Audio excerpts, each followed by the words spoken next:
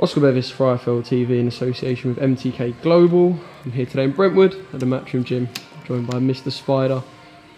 How are you, sir? I'm good. How are you? You good? I'm very well. Bloodshot eyes, mate. Tired. Working very Is hard. that all? None of this Mexican meat? No. I put that stuff away. No joke. I'm just tired from the training session. Work hard every day, all day, early mornings, late nights. Did you work hard over Christmas? Nah. No. You know, Are you one of them who, when you sort of see the break of Christmas or perhaps like a summer holiday, that's it, you're sort of zoned completely out of boxing? No. I used to train all through Christmases. Like last Christmas, I trained Christmas Eve, Christmas Day, Boxing Day, New Year's Eve, New Year's Day. But fortunately, obviously, I fought this time a couple of days before Christmas. So it all worked out? So it worked out. My week off or whatever was over Christmas, so it worked out perfect. You know I'm a big Craig Richards fan, so of course I was watching the Sugden fight, and it was weird because you didn't get the nod. Yeah. But it didn't seem like it was too disappointing because everyone knows that you've got someone in the works that sort of, it doesn't really matter the fact that you've got a draw on your record. You've got the British title fight with Shakan Pitters coming soon, so yeah. What was it like from your side? First of all, I was obviously a bit irritated. I was disappointed. You know, with me with boxing, I kind of get irritated when I watch other people, when I feel decisions don't go right. I get frustrated because I know how hard in the sport people work. But at the end of the day, it was like, as the fight finished, I felt he come up to me and he felt that I won the fight, and his team as well. And that's why afterwards I didn't want to be too bitter about it. And I think that's why after the interview in the Sky, I said, like, ask him what he thinks. And obviously he said, oh, I thought it was a good fight. I thought he nipped it, whatever. I was obviously irritated about it. But then about an hour or two afterwards, I'd calmed down, cooled down. I thought it is what it is. Doesn't change my position. Still mandatory for the British, still pushing on, still got world rankings, still top 10 in the world in WBA, top 15 in the IBF.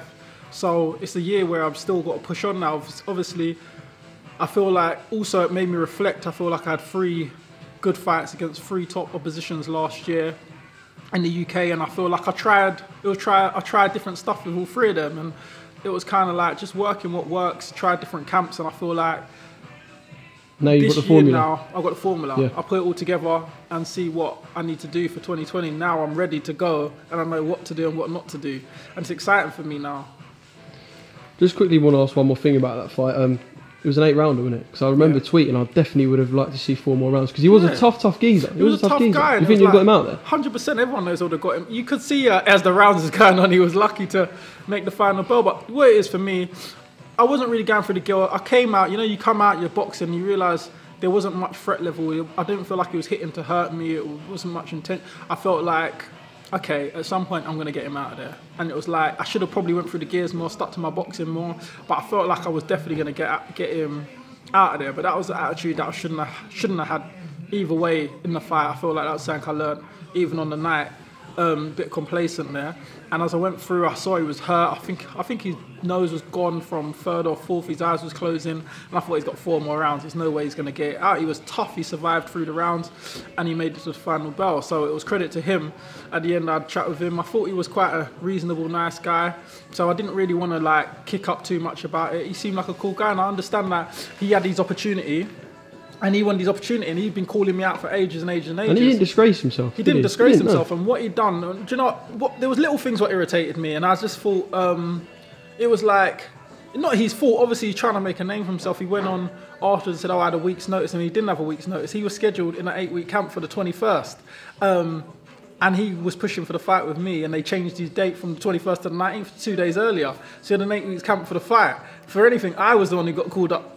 When the Shaq fight was off, I got called back in. But it's like, why are we making like who got called when? We both knew he was fighting at the same time. You done well. You came on to Sky. You made a very good account of yourself, and people remember you for that. You done well. You came to put your name out there. You put your name out, and you know, congrats to that.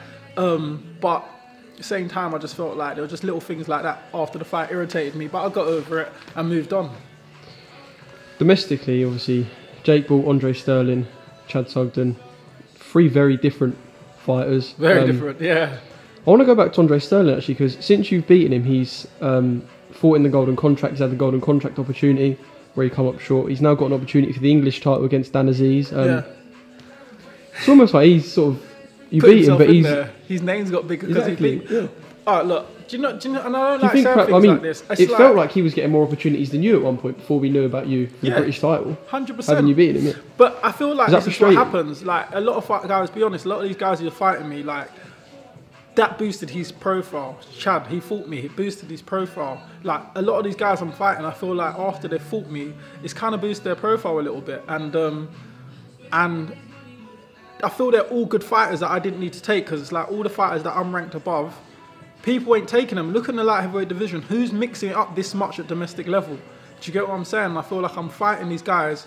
Like everyone's saying you're mandatory for the British. Why are you taking such a tough fight? A guy 11-1, world champion kickboxer, never been stopped in like 200 fights. I'm willing to always go out there and box the best guys. But I feel like it gets to the point where I feel like I want to push on and be boxing someone above or ahead of me at some point. Do you get what I'm saying? So it's like after the British or so, I've got to try and push on and box bigger names or people above me to push on in my career at some point, I find it. We've spoken and you've spoken on this channel before about the whole Shakan Peters thing. We know it's going to be on free to air. We know there was a bit of back and forth. We expected it to be on the next gen show for starters, but look, we spoke about that. We know that's happening. You talk about stepping up. Let's say you come through the Shakan Peters fight.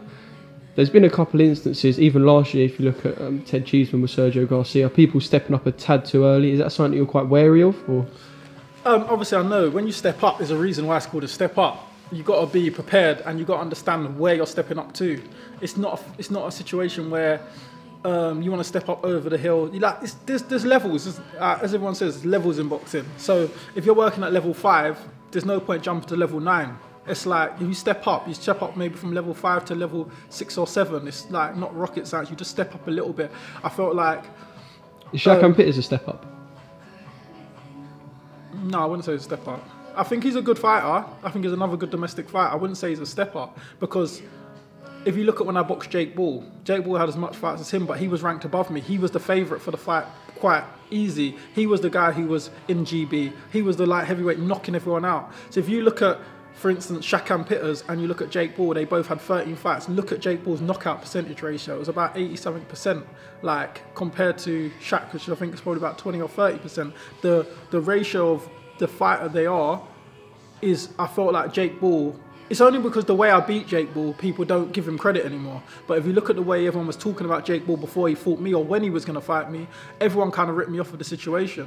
When I was boxing, even at super middleweight, I boxed, after 6-7 fights, I boxed a guy 12-0 with 6 knockouts. I nearly had more knockouts than I had fights. For me, that's a step up. That was a big step up for me. I'd only done 1 6-rounder. I stepped up to a championship fight after 6-7 fights. That was a step up. Jake Ball, that was a step up. Do you get what I'm saying? And then Sterling, he's on that British level. I wouldn't say he's a step up. He's now at that level. You say since Jake Ball, it's sort of British level, and then if you can beat Shakan Peters, then you can make that step up. Because he's on the same level as these other guys, as the Jake Balls and the Sterlings and Chads and stuff. And I feel like if I can beat him or when I beat him, God willing, I move on to another step up just above that level, I believe. To Canelo. Yeah, not that far. We're not doing this again. Last time you fixed me with the Kovalev one. That was always going to be the what did I do? I put the title as if Kovalev wants to fight me. But obviously it's tongue in cheek, but sort of how much attention do you give to the world level like heavyweights? Yeah, it must be something you think about. Because realistically, it must be something that you think in 2021, 2022, that's where I want to be. Yeah, 100%. If it could even look at the back end of 2020 or even end of 2020, 2021, because at this point, so if you win the British, I've boxed about 6, coming up 7 domestic good fighters. And when you get to European, there's only one more step. That's what I'm saying. If I've boxed 6-7 good British domestic fighters already now, yeah, in 16 fights or whatever, like, when do I then move up? How many more do I beat before I step up? If I beat 3 more or 4, like, when will I be ready? And I feel like the graft in the gym, what I'm learning, being around the boys, pushing each week, learning every day, just getting the right formula. When I get that right formula to put together, knowing how I'm going to go out, because I feel like I've got a lot of the tools. It's about knowing when to use them and how to use them and putting them together. And I believe once you do that, you're ready to move on. Let's talk about Joshua BLACKC. Let's talk about Joshua BLACKC, because I was going to ask you about him. We thought he'd perhaps be fighting for the vacant title because there was sort of a political issue where Beterbiev didn't want to fight in China, who won the purse bid because of the Chinese treatment of Muslims. We know there was something going on there. It doesn't seem like it's going to be that way for BLACC now, but simple question, is he ready for world level, do you think? Only he knows that. Only him and his team will know that. They'll look at him in the gym. They might think, oh, he needs a bit more experience. They might think, well, I've seen him in the gym, he looks like if he can perform that on the night, he's ready for it. I couldn't really tell. I'm not really around him. I don't watch what he's doing into detail like that. I think his team will be to make the best decision for that. So you're sort of like a fan, you only see sort of what we see on TV performances? Yeah, I wouldn't say a fan. I mean, you know what I mean. I would say you see what like a fan was. You just see his fights on TV and that's it. So that's what you're basing. Yeah, pretty much. Yeah, I see as much as you guys see. So my opinion's as valid as anyone else's, really. All right. WBA International. Do you still hold that? WBA that's still yours. Yeah. That's still mine. Is that sort of the route you're looking to go down the WBA ranking? Obviously, like you said, you're top 15 IBF as well. Yeah, I've now hit the top 10 in the WBA now in the world. So we're pushing there. And once you're really in the top 10, you can get that call anytime, really, can't you? So that's when you know you've got to really be serious and start stepping up your training. And so as I say, like last fights, not being complacent, not going for the gears, not putting your best out there. You can't afford to do that when you're starting to step into the world rankings, top 10s and that. You need to go out there and start delivering performances and taking it very serious. Right, Dimitri Bivol. He is a WBA, isn't he? Yeah, and because he's with Eddie. You never know. You never know. Would it be, if you were to get the call, let's say, end of 2020, it's unlikely and you know that too, but if you were to get the call, would you jump at it? Possibly. Yeah. Possibly. I think if it made sense, then why not? Yes, I got my headline. Dimitri Bivol, I'm jumping at it. I'm joking. Fuck IFL, never do an IFL ever again. No, I'm joking, don't headline that. Google might. I wasn't actually going to ask you about Bivol. I was only doing that for a laugh. I was actually going to ask you about Wilder Fury, because obviously that's the next sort of big fight. In the WBA, you've got Bivol's the super. Go on, talk about WBA, yeah. We've got Pascal's the regular. Yeah. And you got, I think, Bosel interim. And then you got 7 of the rest. So it's a very interesting, WBA is very interesting division. It's not like the others in the light heavyweight division. I think there's a lot of opportunities in the WBA. So I just feel like at this point now I need to start grafting and with my team and working towards getting seasoned and ready for bigger things, I think. Good stuff. Right, like I said, Wilder Fury. We need to get people's predictions for fight week. Let's have one. It'll be a very interesting fight. I take it you're part of sort of the boxing community. Fury won the first fight in their eyes. I can imagine that's sort of you're part of that. You're part of that belief. I felt like the fight was a very entertaining fight. I feel like people watched it, didn't score it to that depth, but everyone wanted to go like judges, experts. I believe it was entertaining. Fury won a lot of rounds. He got dropped 2 of the rounds, swings and roundabouts. It was excitement, entertainment. I feel like the second time round, it'll be like, can Fury keep it up and not get dropped, or will Wilder catch him this time and he not recover? It's 2 clash of styles. A good boxer and very elusive against a massive puncher who you can switch off for 2 seconds and that's it. So I'm just excited to go and watch it. Another British versus American clash. It's going to be big. Obviously, I would prefer, and I think, you know, it's not even biased to say everyone in Britain would prefer Joshua Fury for the Undisputed, because it's an all-British fight. It'd be at Wembley, it'd be massive. But sort of looking at it, forget Fury being British, looking at it sort of from a style perspective, what would you say is a better fight? Because obviously you could have a punch-out between Joshua and Wilder, or you could have the intrigue of Joshua Fury. The interest between Wilder and Joshua has been building for so many years. It's a fight that everyone's going to want to eventually see. It's just like, they've both been the world champions for ages, and it's the unification. Whoever won that, basically, would have been crowned the heavyweight champ of the world and unified all the belts. And they're both massive punchers. It's like, who lands first? So that is very interesting, because, you know, in the heavyweight division, everyone loves to see knockouts. You're all big guys. No one's looking for pullback counters, slip, double jab and move. Everyone's just looking for someone to get KO'd. So for me, I would like to see the 2 big punchers, but at the same time, with the 2 Brits, it could be a big clash here for everyone to watch. So it's interesting either way. Good stuff. Have you got anything else you'd like to add? Any shout-outs? Yes, I want to shout out everyone supporting me. I want to shout out all my sponsors. Wait, hold on. Pause 1 second. Trey, can you throw me that T-shirt?